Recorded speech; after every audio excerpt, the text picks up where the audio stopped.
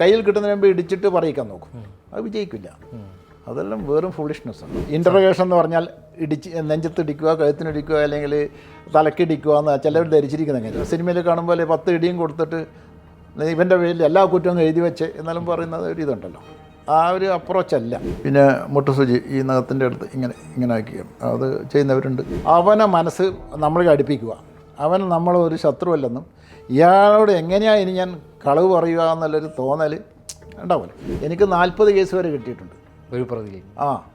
ഒരു സംഭവത്തിൽ അന്വേഷിച്ച് പോയതാണ്. യശ്വന്തപുര ഇൻസ്പെക്ടർ പറഞ്ഞു നിങ്ങളെ സമ്മതിച്ചു എന്ന് പറഞ്ഞു. ബാംഗ്ലൂർ വന്നിട്ട് 20 വണ്ടി എടുക്കുക, ഞാൻ അറിയാതെ പണയം വെച്ചാലേ അതിന് കോടതി പോയിക്കോ എന്നൊക്കെ പറയും.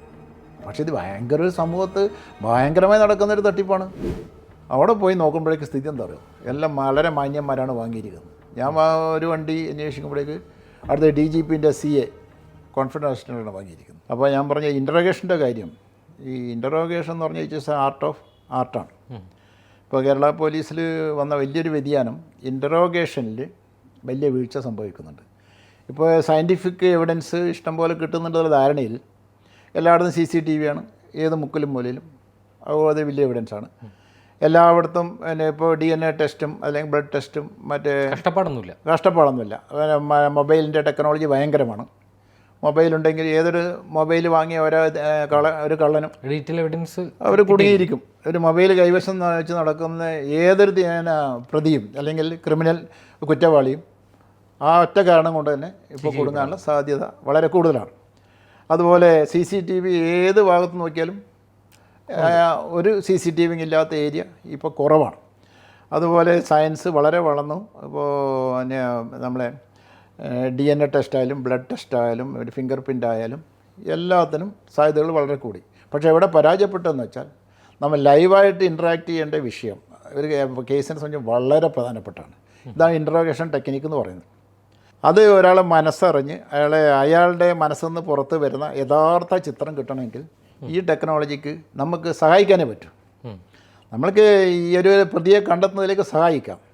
പക്ഷേ പ്രതിയിൽ നിന്ന് ആ കുറ്റസമ്മതം വന്ന് കാര്യങ്ങൾ ബാക്കിയുള്ള റിക്കവറിയും ബാക്കിയുള്ള അഡ്മിഷനും എല്ലാം വരണമെങ്കിൽ ഇയാൾ തന്നെ മനസ്സ് തുറക്കണം. പക്ഷെ ഇപ്പോൾ വന്നിരിക്കുന്ന എല്ലാവരും അത് ചെയ്യാത്തൊരവസ്ഥയിലാണ് പോകുന്നത്. ടെക്നോളജിയെ മാത്രം ആശ്രയിക്കുന്നു, ബാക്കി ഭാഗങ്ങൾ വിട്ടുകൊടുക്കുന്നു.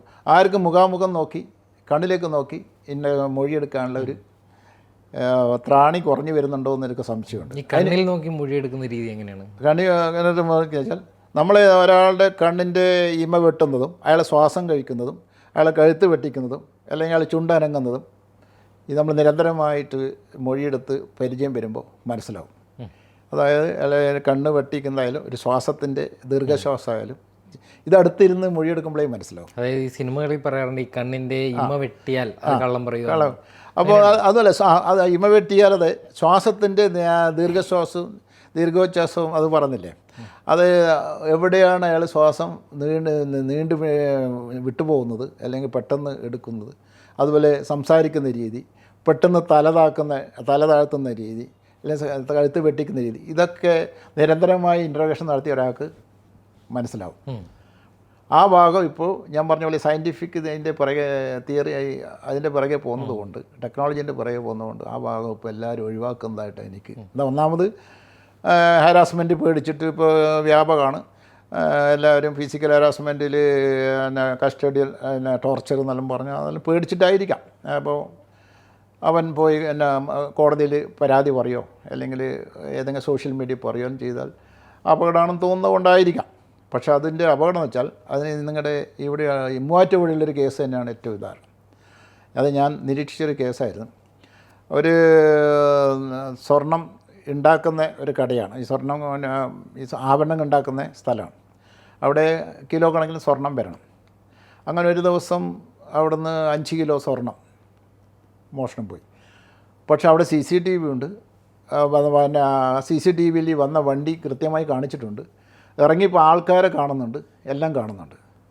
പക്ഷേ ആ കേസിലേക്ക് സ്വർണം റിക്കവറി ആയിട്ടില്ല.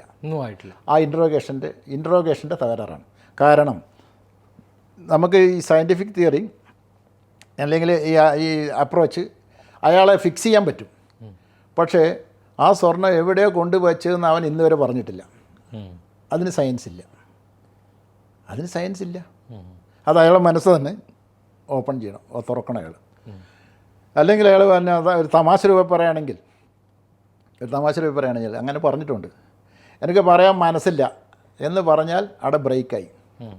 സ്വർണം ഞാൻ എടുത്തു എന്ന് നിങ്ങൾക്ക് മനസ്സിലായല്ലോ, അതിന് CCTV ഉണ്ട്, അതിലുണ്ട്, അതിൻ്റെ ഫോട്ടോ അതിനുണ്ട്, പിന്നെ മൊബൈൽ ടെക്നോളജി ഉപയോഗിച്ചിട്ടുണ്ട്, ഞങ്ങളെല്ലാം ചെയ്തിട്ടുണ്ട്. അപ്പോൾ ഞാനാണ് നിങ്ങൾക്ക് മനസ്സിലായി, ശരിയാണ്.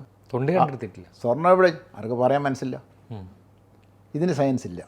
ഇത് അയാൾ തന്നെ, ഇതാണ് ഇൻട്രോഗേഷൻ്റെ ഞാൻ പറഞ്ഞ വ്യക്തി, അത് അയാൾ തന്നെ പുറത്ത് വരണം, മനസ്സിലായി. അതെങ്ങനെയാണത്?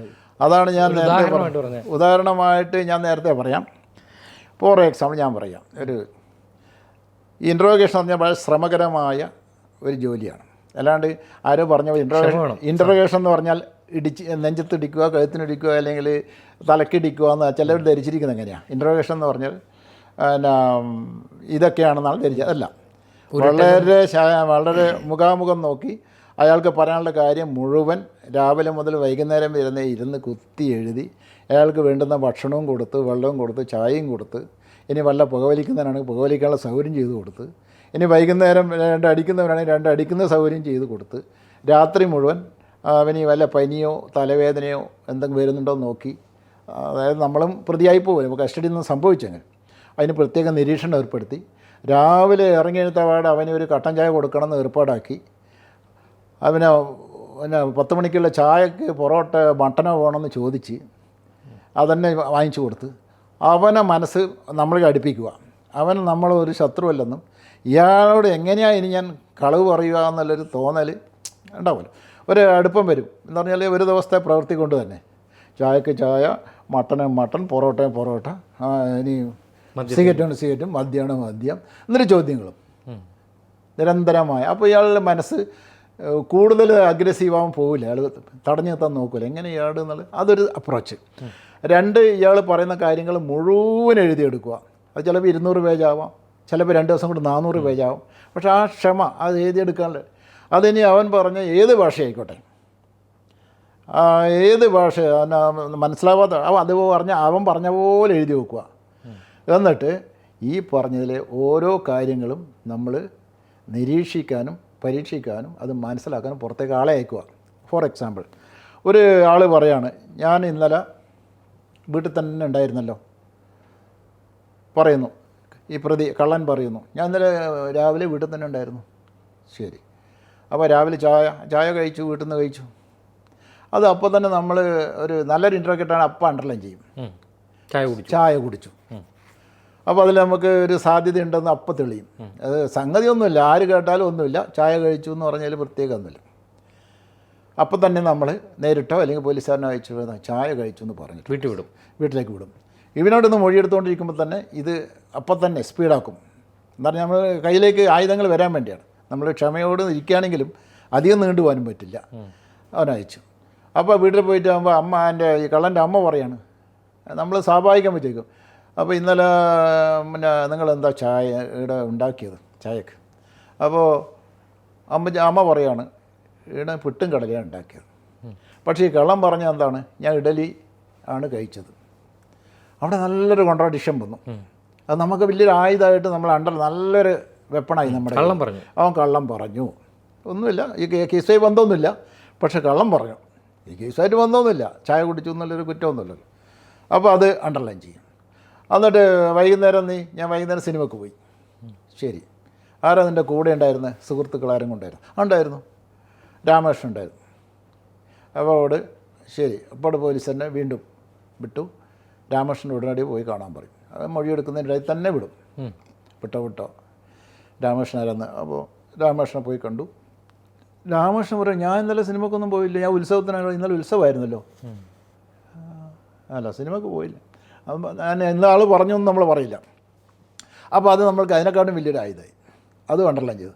ഇങ്ങനെ ഈ 200 പേജ് എഴുതുമ്പോൾ 200 പേജിലും ഇങ്ങനെയുള്ള ആയുധങ്ങൾ മുഴുവൻ നമ്മൾ അണ്ടർലൈൻ ചെയ്ത് വെക്കും. ഇതാണ് ഇത് മുഴുവൻ നമ്മൾ വെരിഫൈ ചെയ്യും. അല്ലാണ്ട് ഇടിയും കുത്തൊന്നുമല്ല, അതെല്ലാം തെറ്റിദ്ധാരണ. നല്ല ഇൻട്രോഗേറ്റർ ഇടിയും കുത്ത് വേണം എന്ന് ഞാൻ ഒരു ഫോഴ്സ് വേണ്ടെന്നും പറയുന്നില്ല. ഫോഴ്സ് വേണം, പക്ഷേ അത് മുഴുവൻ ആയുധം നമ്മുടെ കയ്യിലായിട്ട് അല്പം ഒരു സഹായത്തിന്, അല്ലാണ്ട് ആദ്യം ഇടിയിൽ തന്നെ അപ്പോൾ ചത്തുപോകും. സത്യം പറഞ്ഞാൽ ഈ പലപ്പോഴും കസ്റ്റഡിയിൽ നിന്ന് ചാവുന്നത് കൊണ്ടാണ്. ഒരു 10 സിനിമയിൽ കാണുമ്പോൾ 10 ഇടിയും കൊടുത്തിട്ട് ഇവൻ്റെ പേരിൽ എല്ലാ കുറ്റവും എഴുതി വെച്ച് എന്നാലും പറയുന്നത് ഒരു ഇതുണ്ടല്ലോ, ആ ഒരു അപ്രോച്ചല്ല.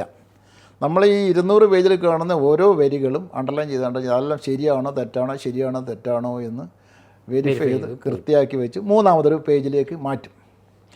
എന്നിട്ട് അപ്പോൾ നമ്മുടെ കയ്യിലേക്ക് വേണ്ടുന്ന ആയിട്ടുണ്ടാകും കുറേയൊക്കെ.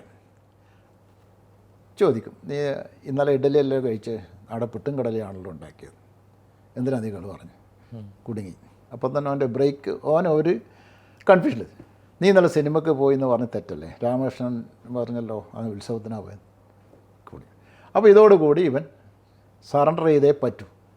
ഈ സറണ്ടർ ചെയ്തിട്ട് അവസാന ഭാഗം നമ്മൾ ഈ റിക്കവറി, ഈ പറഞ്ഞ പോലെ എവിടെയാണ് സ്വർണ്ണം ഒളിപ്പിച്ച് വെച്ചത്, അത് പറയാൻ വീണ്ടും മസിൽ പിടിക്കും. അത് പാടില്ല. അതവന് നഷ്ടപ്പെട്ട ഭയങ്കര നഷ്ടമായിരിക്കും. അതെന്തായാലും പിടിച്ചെത്തും.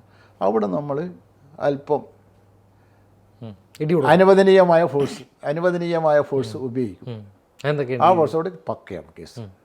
ഇതാണ് ഇൻ്റർവേഷനിൽ വിജയിക്കേണ്ട. ഇത് ഈ പഠിച്ച കള്ളൻ എന്ന പ്രയോഗം പലപ്പോഴും ഇത് ഈ മേഖലയിൽ കാര്യമായിട്ട് പ്രവർത്തിച്ച് പരിചയമുള്ള ആളുകളാണ്. അപ്പോൾ ഇവർ താൻ മോഷ്ടിച്ച ഒരു മുതൽ അത് പോലീസ് കണ്ടെടുക്കുമ്പോൾ തനിക്ക് പോകാനുള്ളത് പിടിക്കപ്പെട്ടു, ജയിലിൽ പോവും. അപ്പോൾ മുതലും കൂടെ പോകുന്ന അവരെ സംബന്ധിച്ച് വലിയൊരു നഷ്ടമാണ്. അപ്പോൾ ഒരു ആദ്യത്തെ ഇടിക്കൊക്കെ പറയൂ. ഇല്ല, അതാണ് ഞാൻ പറഞ്ഞത്. ഇൻട്രോഗേഷൻ ഈസ് ആർട്ട്, വലിയൊരു ആർട്ടാണെന്ന് ഞാൻ പറഞ്ഞല്ലോ. അതിന് നമ്മൾ എഫർട്ട് ഇത്രയും നമ്മൾ എടുത്തിട്ടാണ് നമ്മുടെ കയ്യിലേക്ക് ഒതുങ്ങി എന്നൊരു തോന്നൽ വരണം നമ്മൾക്ക്. ഇത് നമ്മുടെ കയ്യിലേക്ക് എത്തിയല്ലോ ഇത്രയും സാഹചര്യങ്ങൾ കൊണ്ട്. ഇനി ബാക്കിയുള്ള ഭാഗമല്ലേ, അത് ഇത്രയും കാര്യങ്ങൾ വീണ്ടും റിപ്പീറ്റ് ചോദിച്ച് അവനെ സറണ്ടർ ചെയ്യിക്കും. അതിനിടയ്ക്ക് ഇവന് വേണ്ടുന്ന ഭക്ഷണവും നല്ല സൗകര്യങ്ങളും വീണ്ടും ചെയ്തു കൊടുക്കും. ഇനി വല്ല പനി വന്നങ്ങ് ഡോക്ടർ തന്നെ നമ്മൾ പരിചയമുള്ള ഡോക്ടർമാർ, ഇവരെ ഇങ്ങനെ നല്ല ഇൻട്രോഗേറ്റ് ചെയ്യുമ്പോൾ നല്ല ഡോക്ടർമാരും കയ്യിലുണ്ടാവും.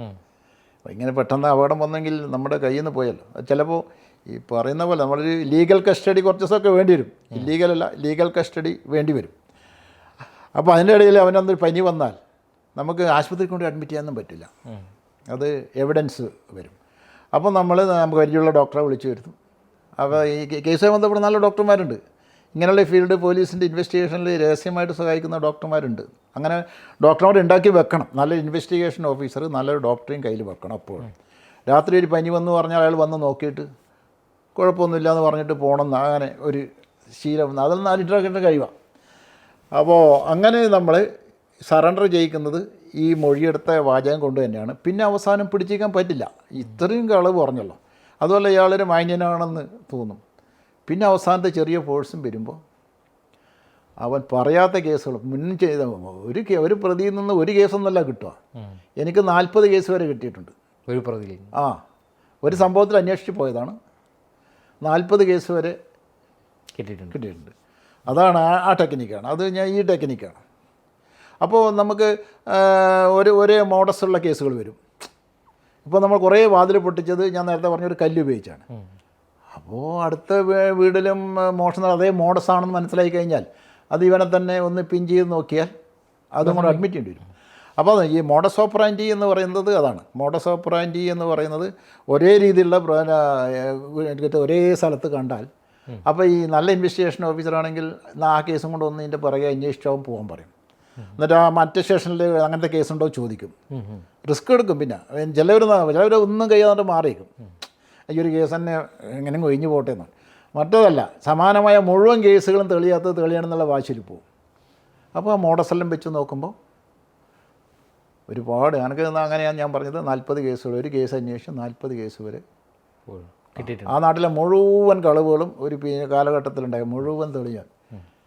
അതാണ്, അങ്ങനെയുണ്ട്. അതാണ് ഒരേ രീതിയിൽ മോഷണം ചെയ്യുന്ന കള്ളന്മാരുണ്ട്. അവർക്കത് അങ്ങനെ മെത്തേഡ് അവർ വിടില്ല. അവർക്ക് അതേ മോഡസ് തന്നെ ഉപയോഗിക്കും. ചിലവർ പുറകിലത്തെ ജല്ല് പൊട്ടിക്കും, ചിലവർ ഓട് വെച്ചിട്ട് താഴെ ഇറങ്ങും, ചിലവർ ഗ്യാസ് കട്ടർ ആകും, ചിലവർ ഫ്രണ്ട് റോഡ് ഡോറ് കല്ല് വെച്ച് ഇടിച്ചിട്ട് എളുപ്പമാണ്. പന്തളത്ത് അങ്ങനെ സംഭവം ഉണ്ടായിട്ടുണ്ട്. അതായത് അതിൽ കള്ളം പറഞ്ഞ കാര്യം അതിശയിക്കുന്ന സംഭവമാണ്. അത് ഒരു ഡോക്ടർമാർ പോലും അല്ലെങ്കിൽ സൈക്കോളജിസ്റ്റ് പോലും സൈക്കാട്രിസ്റ്റ് പറയേണ്ട കാര്യമാണ്. സാറേ, രാത്രി ഒരാൾ ഉറങ്ങിയാൽ ചെറിയ അനക്കം കേട്ടുമ്പോൾ ഒന്ന് തല പൊക്കും, അടുത്ത സെക്കൻഡിൽ അനക്കം കേട്ടില്ലെങ്കിൽ നമ്മൾ ആദ്യം തന്നെ ഉറങ്ങും. ഇതൊരു ബേസിക് ആട്ടോ തിയറിയാണ്, ഞാനത് സയൻറ്റിഫിക്കാണ്. ഇപ്പോൾ നമ്മൾ ഉറങ്ങുന്നു, പെട്ടെന്നൊരു ഒച്ച കിട്ടും, നമ്മൾ ഞെട്ടി അറിയുന്നു, പിന്നെ ഒച്ചയില്ല, കിടന്നുറങ്ങും. ഇത് ഈ ആ കള്ളം പറഞ്ഞ അയാളെല്ലാ വീടിൻ്റെ ഫ്രണ്ട് ഡോറ് ഭീകരമായി പൊട്ടിച്ചിട്ടുണ്ട്. അയാളങ്ങനെ പറഞ്ഞാൽ തിയറി ഈ തിയറിയാണ്, സയൻറ്റിഫിക്കുമാണ്. അയാൾ വലിയൊരു കരിങ്കല്ലെടുത്ത് കൊണ്ടുവരും, എന്നിട്ട് റെഡി 1 2 3 എന്ന് പറഞ്ഞ ഒറ്റ ഓട്ടം ഫ്രണ്ട് ഡോറിന് ഒരൊറ്റ അടിയ സ്റ്റോപ്പ്. പിന്നെ ഒരു 5 മിനിറ്റ് അവിടെ ഇരിക്കും, പിൻ ഡ്രോപ്പ് സൈലൻസിലായിട്ട്. അപ്പോൾ ഒന്നുമില്ല, ആ വീട്ടുകാരനെ അറിഞ്ഞിട്ടുണ്ടാവാം, പക്ഷേ അയാൾ പിന്നെ അറിഞ്ഞിട്ടുണ്ടാവും, പിന്നെ ഒരു അനക്കമില്ല. അപ്പോൾ ആടെ എല്ലായിടത്തും വിജയിച്ച്. അപ്പോൾ പിന്നെ അതൊരു ഭയങ്കര മോഡസ് ഓപ്പറേഷൻ, ഞാൻ കണ്ടതിലൊരു വലിയൊരു രസകരമായ മോഡസ് ഓപ്പറേൻ്റെ അതാണ്. വലിയ ചെത്ത് കല്ല് അല്ലെങ്കിൽ ഒരു കരിങ്കല്ല് വെക്കും, എന്നിട്ട് റെഡി 1 2 ഒറ്റ ഓട്ടാണ്, അടിച്ചാകുമ്പോൾ ഏത് ഡോറും തകരും. തകർന്നു ആ ലോക്കിൻ്റെ ഭാഗത്തുള്ളടുത്ത് ഒരൊറ്റ അടിയാണ്.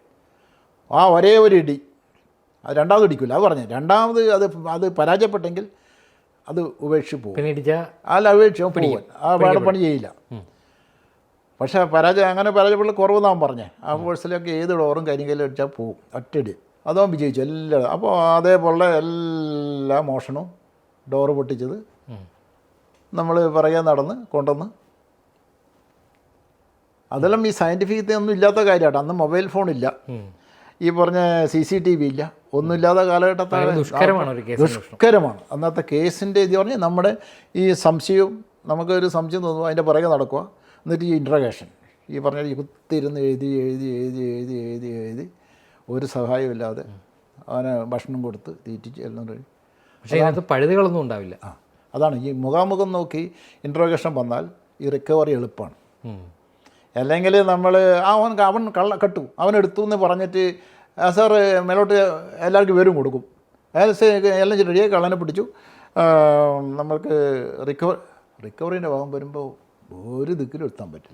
ഇവൻ ഇന്ന് കിടാന്ന് പറയും, നിങ്ങൾ എന്നാലും നാളെ ആടാന്ന് പറയും. അപ്പോൾ 3 ദിവസം കഴിയുമ്പോൾ പോലീസും മതിയാക്കും, എടുത്തില്ല. പക്ഷെ നമ്മളെല്ലാം കൃത്യമാക്കിയിട്ട് ഇറങ്ങിയാൽ ഒരു ബുദ്ധിമുട്ടില്ല, കൃത്യമായിട്ട് ചെയ്യാൻ പറ്റും. ഇൻട്രോഗേഷൻ ടെക്നിക്ക് പറഞ്ഞാൽ ഇത്രയും ഇതാണ്, സയൻസാണ്, നല്ലൊരു സയൻസ്. ഇതും കടന്നാൽ പിന്നെ ഭേദ്യം ചെയ്യലാണ്.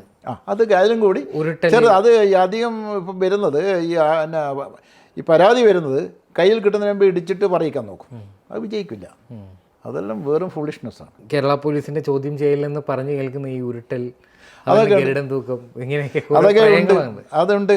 പക്ഷേ അതില്ലാതെ തന്നെ ഞാൻ പറഞ്ഞ ഇൻട്രോഗേഷൻ വളരെ ഭദ്രമായിട്ട് നിങ്ങൾ ചെറിയൊരു ഫോഴ്സ്, അത് ലീഗലായിട്ട് നമുക്ക് ചെയ്യാൻ പറ്റുന്നതാണെങ്കിൽ അത് ലീഗലായി ചെയ്യാമെന്ന് ചെറിയൊരു ഫോഴ്സ് അത് ഇല്ലെന്ന് പറയുന്നില്ല.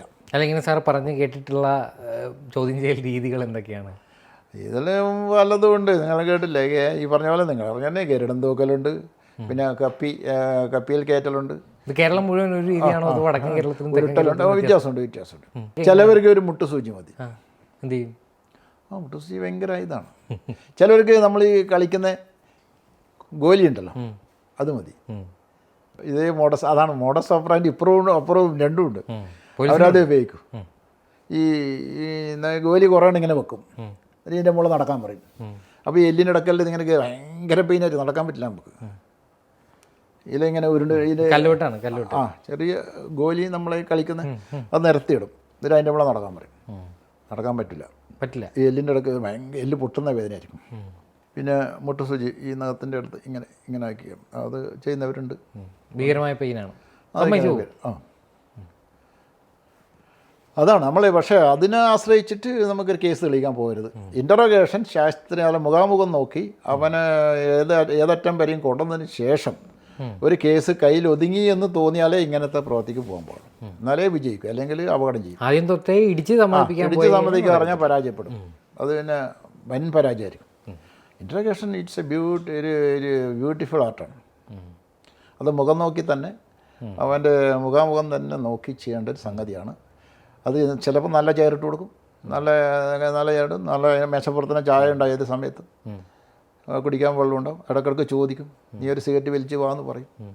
ഓരോരുത്തരും വിടും, കുറച്ച് അങ്ങോട്ട് മാറി നിന്നിട്ട് വലിച്ച് വാ എന്ന് പറയും. എല്ലാം അങ്ങനെയാണ്. അപ്പോൾ അത്രയും നല്ല അന്തരീക്ഷം ഉണ്ടാക്കിയെടുത്ത് പിന്നെ അവന് ഇത് തോന്നും, നമ്മളോടൊരു അറ്റാച്ച്മെൻറ്റ് വരും. മട്ടൻ കറിയും പൊറോട്ട രാവിലെ എന്ന് പറയുമ്പോൾ അവൻ ആഗ്രഹിച്ചാണ് അതന്നെ എത്തിച്ചു കൊടുത്തത് ചൂടോടെ. അതല്ല, സ്ഥിരമായിട്ട് ഈ കുറ്റകൃത്യങ്ങളിൽ ഏർപ്പെടുന്ന കുറ്റവാളികൾ, സ്ഥിരമായിട്ട് ഈ ഇൻട്രഗേഷൻ നടപടികളുമായിട്ട് ഇടപഴകിപ്പോയ കുറ്റവാളി പിന്നീട് ഇത് ചെയ്യുമ്പോൾ ഇത് പ്രയോഗത്തിൽ നടപ്പാക്കാൻ ബുദ്ധിമുട്ടുണ്ടാവില്ലേ? ഇല്ല, അതാണ് എന്ത് തന്നെ ആയാലും നമ്മൾ പറഞ്ഞല്ലോ, അവൻ പറഞ്ഞതേ എഴുതൂ. അവിടെ ഒരു പ്രശ്നമുണ്ട്. ഞാൻ അന്ന് സംസാരിക്കുന്നില്ല എന്ന് പറഞ്ഞാലും പ്രശ്നമാണ്. അതും നെഗറ്റീവ്, അവനെ അഡ്വൈസ് ആവില്ലോ. ഒന്നും മിണ്ടാണ്ടിരുന്നാലും നീ ഇന്നലെ എന്നാ സിനിമയ്ക്ക് പോയിരുന്നോ? ഇല്ല എന്ന് പറഞ്ഞാലും മിണ്ടുന്നില്ലെങ്കിൽ പ്രശ്നമാണ്. അപ്പോഴും നമ്മൾക്ക് ഒന്ന് അനുമാനിക്കാമല്ലോ. ഒന്നും അങ്ങനെ ഒരു പ്രശ്നമുണ്ട്. അതുകൊണ്ട് സഹകരിച്ചേ പറ്റൂ. അവൻ പറഞ്ഞതൊക്കെ, പക്ഷേ എന്ത് തന്നെ ആയാലും അവൻ പറഞ്ഞതൊക്കെ എഴുതിയെടുക്കുകയാണെങ്കിൽ അത് ചിലപ്പോൾ ഞാൻ പറഞ്ഞു 200 പേജൊക്കെ ഈസിയായിട്ട് തീർന്നു പോകും. നല്ല പണിയാണ്. പക്ഷേ അത് പിന്നെ നമ്മൾ അതിലത്തെ വാചകമൊന്നും തിരിച്ചെടുക്കാനൊന്നും പറ്റില്ല. അവനോട് പറയും, നീ പറഞ്ഞ ഒരൊറ്റ അക്ഷരം മാറ്റാൻ, അവനോട് ആദ്യം തന്നെ നമ്മൾ പറയും, നീ പറഞ്ഞ ഒരക്ഷരം പോലും മാറ്റാതെ എഴുതും, നിൻ്റെ ഭാഷയിൽ പറഞ്ഞാൽ മതി. പക്ഷേ കണ്ടീഷനാണ്, നീ പറഞ്ഞാണ്, അതിൻ്റെ ഉത്തരവാദിത്വം എനിക്കേ ഉള്ളൂ. അപ്പോൾ പിന്നെ അതങ്ങനെ തന്നെ പോകും. അതിലത്തെ വാചകങ്ങൾ തന്നെയാണ് നമ്മൾ തിരിച്ചെടുക്കുന്നത്. അത് വെരിഫൈ ചെയ്യുക എന്നുള്ളത് വലിയ ശ്രമകരമാണ്. അതാണ് ആ ഓരോ വാചകവും വെരിഫൈ ചെയ്യുക എന്ന് പറഞ്ഞാൽ നല്ല എഫർട്ടാണ്. പോകണം, വീട്ടിൽ പോകണം, അല്ലെങ്കിൽ ആളെ കണ്ടെത്തണം. അപ്പോൾ അത് നീട്ടിക്കൊണ്ടുപോകാൻ പറ്റില്ല. അപ്പോൾ നടക്കണം, കൂടെ തന്നെ നടക്കണം. അതിന് 2-3 ആളാകുമ്പോൾ എപ്പോഴും ഈ സ്ക്വാഡ് എന്ന് പറഞ്ഞിട്ട് ഇതിനകത്തുണ്ടാവും. അങ്ങനെയാണ്. അവർ നല്ല താല്പര്യമുള്ളവരായിരിക്കും. അവരപ്പോൾ ഇങ്ങനൊരു കണ്ണൂർ സ്ക്വാഡ് എന്ന് പറയുന്നൊരു അത് സിനിമയിൽ ഒരു സിനിമ വന്നിരുന്നു, നല്ല കളക്ഷനായ സിനിമയായിരുന്നു അത്. ശരിയാണ്, അങ്ങനെ എഫർട്ട് എടുക്കുന്ന സ്ക്വാഡ് കണ്ണൂരുണ്ട്. അത് ഇപ്പം നമ്മളെല്ലാം അതിൻ്റെ ഭാഗമാണ് കണ്ണൂർ സ്ക്വാഡിൽ. സാർ, ഇത്തരത്തിൽ പറയുമ്പോൾ തന്നെ ഈ അന്തർ സംസ്ഥാനങ്ങളിലേക്ക് കേസന്വേഷണവുമായി പോകുന്ന പോലീസുകാരാണ് ഈ കണ്ണൂർ സ്ക്വാഡിൻ്റെ ഇതിവൃത്തം എന്ന് പറയുന്നത്. അപ്പോൾ അങ്ങനെ അന്യസംസ്ഥാനങ്ങളിൽ പോയി വലിയ വെല്ലുവിളികളൊക്കെ തരണം ചെയ്തുകൊണ്ടൊരു കേസന്വേഷണം പൂർത്തീകരിച്ച് മടങ്ങി വന്ന എന്തെങ്കിലും അനുഭവങ്ങൾ സാറിൻ്റെ സർവീസിലുണ്ടോ? അങ്ങനെ ഒരു സംഭവം എൻ്റെ തലശ്ശേരി ഉണ്ടാകുമ്പോൾ എൻ്റെ അനുഭവത്തിലുണ്ട്. അതായത് അന്നത്തെ ഒരു കാലഘട്ടത്ത് പിന്നെ വലിയൊരു പ്രശ്നം സമൂഹത്തിൽ മൊത്തമായിരുന്നു. ഈ നല്ല വണ്ടികൾ, നല്ല വണ്ടി. അതൊന്ന് ഞാൻ തലശ്ശേരി സ്വീകരിക്കുമ്പോൾ ഉള്ള ഏറ്റവും നല്ല വണ്ടി ക്വാളിസും സ്കോർപ്പിയോണും ഇതൊക്കെയായിരുന്നു, ടാറ്റാ സുമോ അങ്ങനെയുള്ള വണ്ടി. അപ്പോൾ ഇതിൽ അന്ന് വന്ന ഈ സാമ്പത്തിക പ്രതിസന്ധിയുള്ള എല്ലാവരും ചെയ്യുന്ന പണി ചിലപ്പോൾ നല്ല ഉദ്ദേശത്തിലായിരിക്കും. ഇപ്പം എൻ്റെ അടുത്ത സുഹൃത്ത് എന്നോട് വന്നിട്ട് പറയാണ്, നാളേക്ക് വേണ്ടി എനിക്കൊന്ന് മെഡിക്കൽ കോളേജിൽ പോകണം, വണ്ടി പോകണമെന്ന് പറയും. ശരിയായിരിക്കും, മെഡിക്കൽ കോളേജിൽ പോയിട്ടുണ്ടാവും. തിരിച്ച് വരുമ്പോൾ അവനൊരു ബുദ്ധി തോന്നും, 2 ദിവസം കഴിഞ്ഞിട്ട് പൈസ തിരിച്ചു കൊടുക്കാം, ഇത് പണയം വെച്ചാൽ 2 ലക്ഷം രൂപ കിട്ടും. വേറെ ദുരുദ്ദേശമൊന്നും അതിനും ഇല്ല. ആ സമയത്ത് സുഹൃത്തല്ലേ പറഞ്ഞങ്ങനെ ഒപ്പിക്കാം, 2 ലക്ഷം തിരിച്ച് കൊടുത്തിട്ട് വണ്ടി തിരിച്ചെടുക്കാം. അപ്പോൾ ഇങ്ങനെയുള്ള ഇതിനായിട്ട് റാഞ്ചാനായിട്ട് ആളുകളുണ്ട്. അപ്പോൾ അവരടുത്ത് പോയിട്ട് എനിക്ക് 2 ലക്ഷം റുപ്യ വേണം, ഈ വണ്ടിയുടെ പണയം വെക്കുന്നു എന്ന് പറയും. ഒന്നും ചോദിക്കില്ല അവർക്ക്. RC വേണ്ട, ടാക്സ് ഡിസ്ക് വേണ്ട, ഒന്നും വേണ്ട, വെച്ചോന്ന് പറയും. വളരെ ഈസിയാണ്. 2 ലക്ഷം എടുത്ത് കൊടുക്കും. പിന്നെ ഇവന് 2 ലക്ഷം തിരിച്ചു കൊടുക്കാൻ 2 ദിവസത്തേക്ക് പറ്റില്ല. ഈ 2 ദിവസത്തിനുള്ളിൽ ഈ വണ്ടി ബാംഗ്ലൂർ ഹൈദരാബാദ് എത്തിക്കഴിഞ്ഞു. അവിടെ അവർ ഒറിജിനൽ RC, ടാക്സ് ഡിസ്കും പൊല്യൂഷൻ സർട്ടിഫിക്കറ്റും ഇൻഷുറൻസ് എല്ലാം റെഡിയാണ്. അതിനായിട്ട് ഏജൻസികളുണ്ട്, വ്യാജമായിട്ടുണ്ട്. ഒറിജിനൽ, നിങ്ങൾ ഒന്നും വേണ്ട, എല്ലാം സീലടക്കം. പേര് പോലും ചിലപ്പോൾ മോട്ടോർ വെഹിക്കിൾ ഇൻസ്പെക്ടർ അല്ലെങ്കിൽ RTOൻ്റെ കറക്റ്റായിരിക്കും. ആ പീരീഡ് നാളെ തെറ്റാതിരിക്കാൻ വേണ്ടി എല്ലാം കൃത്യമാക്കുക. ആ സമയത്തുള്ള RTO ആരാണ്, ജോയിൻ്റ് RTO ആരാണ്, എല്ലാം റെഡിയായിട്ട് അതേ പേരായിരിക്കും. ഒപ്പ് പോലും സാമ്യം അവരുണ്ടാക്കും. എന്താ പറയുക, പല RC നോക്കി പഠിച്ചിരിക്കും. അതറിയാലോ, ആ പീരീഡിലുള്ള കുറേ RC നോക്കി പഠിച്ചാൽ ഒപ്പെല്ലാം പഠിച്ചു വെക്കും. അങ്ങനെ ആ ഒറിജിനൽ ഉണ്ടായിട്ട് ബാംഗ്ലൂരും ഹൈദരാബാദെല്ലാം കൊണ്ട് വിൽക്കുന്നു. അപ്പോൾ വാങ്ങുന്നവർ ഇന്നസെൻ്റാണ്, കാരണം ഒറിജിനൽ രേഖകളാണ്, ഒരു കളത്തരമില്ല. അപ്പോൾ വാങ്ങുന്നവർ മാക്സിമം പൈസ കൊടുത്തിട്ടാണ് വാങ്ങുന്നത്. കാരണം നല്ല വണ്ടി, പുതിയ വണ്ടികളാണ് എല്ലാം, മാക്സിമം പൈസ കൊടുത്തിട്ടാണ് വാങ്ങുന്നത്. അങ്ങനെ എൻ്റെ അനുഭവം വെച്ചാൽ എൻ്റെ അടുത്ത് ഒരു 20ഓളം പരാതി വന്നു. പരാതി എൻ്റെ ആദ്യം വന്ന് 10ഓളം പരാതി, പക്ഷേ ഞാൻ അന്വേഷിച്ചു 20ഓളം ആയത്. അപ്പോൾ ഞാൻ ഇതിങ്ങനെ വന്നു. അപ്പോൾ ആരും ഇൻട്രസ്റ്റ് എടുക്കാറില്ല. പണയം വെച്ചല്ലേ, അത് നീ കോടതി പോയിക്കോ എന്നൊക്കെ പറയും. പക്ഷേ ഇത് ഭയങ്കര സമൂഹത്ത് ഭയങ്കരമായി നടക്കുന്നൊരു തട്ടിപ്പാണ്. ഇത് വണ്ടികളിൽ ഇങ്ങനെ പോവുകയാണ്, നല്ല വണ്ടികളൊക്കെ. ഈ സുഹൃത്തുക്കളും ബന്ധുക്കളെല്ലാം പണയം വെച്ചിട്ട് അവർക്ക് തിരിച്ചെടുക്കാൻ പറ്റുന്നില്ല. കുടുംബത്തിൽ തന്നെ ഉപ്പാൻ്റെ വണ്ടി മോൻ കൊണ്ടുപോയിട്ട് കൊടുത്തിട്ട് പ്രശ്നമുണ്ട്. വണ്ടി എവിടെയാണെന്ന് ചോദിച്ചാൽ അവന് പറയാൻ പറ്റുന്നില്ല. അപ്പോൾ അങ്ങനെ വലിയ സാമൂഹിക പ്രശ്നമായി. അപ്പോൾ ഞാനിത് അന്വേഷിക്കാൻ വേണ്ടി തീരുമാനിച്ചു. കൃത്യമായിട്ട്. അങ്ങനെ ഇതിൻ്റെ പുറകെ നടന്ന് അതിൽ ഇങ്ങനെ പറഞ്ഞ് ഒന്ന് രണ്ടാളെ നമ്മൾ കസ്റ്റഡിയിലെടുത്തു. വെരിഫൈ ചെയ്ത് നോക്കുമ്പോൾ ഇതിൻ്റെ ശൃംഖല ഭയങ്കരമാണ്. ഈ ആർ സി ഉണ്ടാക്കാനും അതിനെല്ലാം പ്രത്യേകം വിങ്ങാണ്. അങ്ങനെ ഇത് പോയി അവരെല്ലാം നമ്മൾ കസ്റ്റഡിയിലെടുത്തു. പക്ഷെ വണ്ടിയൊന്നുമില്ല, വണ്ടി എവിടെയും കാണില്ല. അപ്പോൾ വണ്ടിയെല്ലാം ബാംഗ്ലൂരാണ്. എന്നാലും ഞാൻ പറഞ്ഞത് കണ്ടെടുത്തേ പറ്റും പറഞ്ഞ് ഈ പല പാർട്ടിയും കൂട്ടി നമ്മളൊരു സ്ക്വാഡായിട്ട് ബാംഗ്ലൂരിൽ പോയി കണ്ടെടുക്കാൻ 20 വണ്ടിയും കണ്ടെടുക്കേണ്ട ആവശ്യം വന്നു. വന്നേലേ പറ്റുമോ, സമൂഹത്തിലെവിടെയും വണ്ടികളേ ഇല്ല, എല്ലാം നാട്ടിലെ വണ്ടിയൊന്നും കാണുന്നില്ല, നല്ല വണ്ടികളൊക്കെ. അവിടെ പോയി നോക്കുമ്പോഴേക്ക് സ്ഥിതി എന്താ പറയുമോ, എല്ലാം വളരെ മാന്യന്മാരാണ് വാങ്ങിയിരിക്കുന്നത്. ഞാൻ ഒരു വണ്ടി അന്വേഷിക്കുമ്പോഴേക്ക് അടുത്ത DGPൻ്റെ CA കോൺഫിഡൻസ് അസിസ്റ്റൻ്റാണ് വാങ്ങിയിരിക്കുന്നത്. അയാളും അറിയുന്നില്ല, അത് അയാൾക്ക് അറിയാം. ഞാൻ പോയിട്ട് രഹസ്യമായിട്ട് ചെവിയിൽ പറഞ്ഞു, നമ്മൾ കേരള പോലീസാണ്, സർക്കിൾ ഇൻസ്പെക്ടറാണ്, ഇങ്ങനെ ഒരു വണ്ടിയുണ്ട് നിങ്ങളടുത്ത്, അത് കൂടുതൽ പറയുന്നില്ല, അത് കളവ് വണ്ടിയാണ്, നിങ്ങളത് ഇഷ്യൂക്കാൻ നിൽക്കരുത്. അല്ല നിങ്ങൾക്ക് പറ്റുന്നില്ലെങ്കിൽ ഞാൻ DGPയോട് സംസാരിച്ചോളാം പറഞ്ഞു. അപ്പോൾ അയാൾക്ക് വേണ്ട DGP സംസാരിക്കേണ്ടെന്ന് പറഞ്ഞു. അങ്ങനെ ആദ്യം തന്നെ ആ വണ്ടി ഞാൻ തിരിച്ചു കൊണ്ടുവന്നു. കൊണ്ടുവന്നില്ല, ബാംഗ്ലൂരിൽ തന്നെ വെച്ചു. അപ്പോൾ പിന്നെ ഇവൻ്റെ ഈ കൊടുത്തവൻ്റെ എല്ലാം അഡ്രസ്സും ഇതിലൊരു ഈ ചീറ്റ് ചെയ്തെടുത്താൻ നമ്മൾ വണ്ടിയിലുണ്ട് എപ്പോഴും. എവിടെയെല്ലാം കൊടുത്തത് അവനറിയാം. അവനെ പിടിച്ചു. അയാളെ പിടിച്ചിട്ടുണ്ട്. അപ്പോൾ നമ്മളെന്താ വെച്ചാൽ ഇത് വലിയ ഇഷ്യൂ ആവാനും പറ്റില്ല, 10-20 വണ്ടി പിടിക്കുകയും വേണം.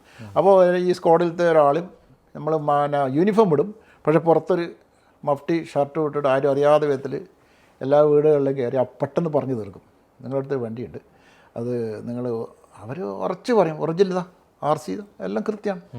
ഞാൻ പറഞ്ഞു അതല്ല, വ്യാജനാണ്, അത് നിങ്ങളെ ഫുള്ള് പൈസ കൊടുത്തുള്ളൂ സാറേ. ശരിയോ, അതും ശരിയാണ്, നിങ്ങൾ ഫുള്ള് പൈസ കൊടുത്തിട്ടുമുണ്ട്, പക്ഷേ ഇത് ഭയങ്കര ചീറ്റിങ്ങാണ് നടന്നിട്ടുള്ളത്, അത് നമുക്കെന്തെങ്കിലും ആക്കാം, പൈസ ഞാൻ നമ്മൾ വാങ്ങിച്ചത് എന്തെല്ലാം പറയും, പിന്നെ അത് വേറെ വഴിയില്ല, വണ്ടി എനിക്ക് കിട്ടിയേ പറ്റുമോ, അല്ലെങ്കിൽ വലിയ കേസാണെന്ന് പറയും. അങ്ങനെ എല്ലാം കൂടി ഈ 20 വണ്ടിയും ഞാൻ ഒരു ലോഡ്ജ്, അവിടെ താമസിക്കുന്ന ലോഡ്ജിൻ്റെ അടിയിൽ കൊണ്ടുവച്ചു. വൈകുന്നേരം ആകുമ്പോൾ ആളുകൾ വളഞ്ഞില്ലേ, ഇത്രയും ആളുകളുടെ വണ്ടിയല്ലേ. അപ്പോൾ എനിക്ക് മനസ്സിലായി, അപകടം മനസ്സിലായി, ഇത് എല്ലാ ആളുകൾ സംഘടിക്കുന്നുണ്ട്.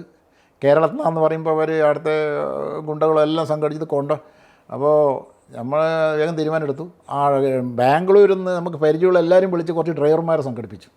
നമ്മളെ കേരളത്തിൽ നിന്ന് ജോലി ചെയ്യുന്ന ഒരാളെല്ലാം കൂട്ടി അവിടെ ഇവിടെ എല്ലാം തലങ്കം വിളിച്ച് നാട്ടിലേക്ക് പോകാൻ താല്പര്യമുള്ളവരോടെല്ലാം വിളിച്ച് വൈകുന്നേരം ആകുമ്പോഴേക്കും ആളെയാക്കി വണ്ടി ചങ്ങല പോലെ വിട്ടു. മുമ്പിൽ റിവോൾവറായിട്ട് ഇടയ്ക്ക് മുമ്പിൽ പോകും, അല്ലെങ്കിൽ ബാക്കിൽ വരും. വണ്ടി ചെയിൻ പോലെ പോകണ്ട, ഇടയ്ക്കിടയ്ക്ക് നിന്ന് എണ്ണി നോക്കണം. എന്ന് പറഞ്ഞാൽ ഇവർ പുറകെ തന്നെ ടീമായിട്ട് നടക്കുകയാണ് തിരിച്ചു പിടിക്കാൻ വേണ്ടിയിട്ട്. ഭയങ്കര ഭീഷണിയായിരുന്നു.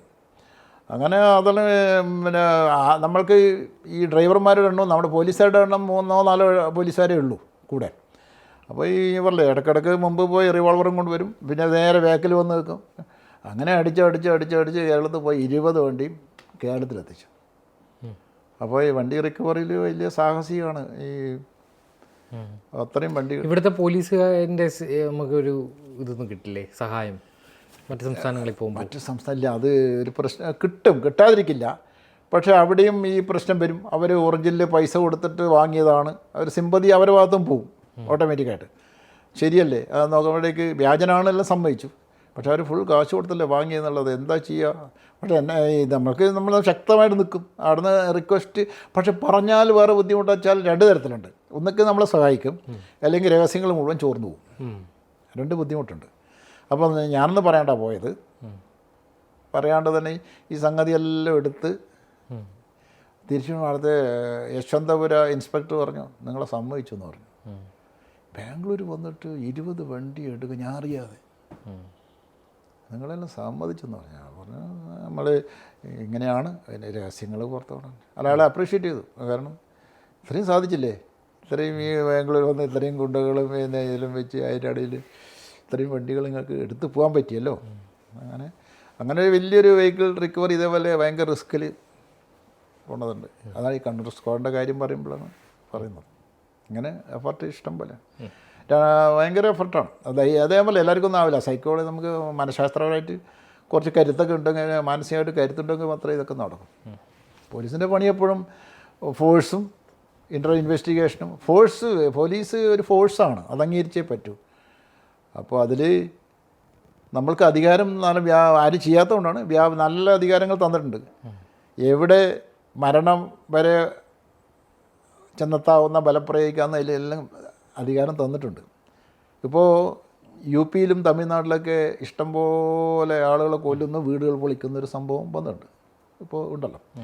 അതായത് കുറ്റവാളികളുടെ വീടുകൾ പിന്നെ ബുൾഡോസർ വെച്ച് തകർക്കുന്നു, ഏറ്റുമുട്ടലിൽ പ്രതികൾ മരിക്കുന്നു.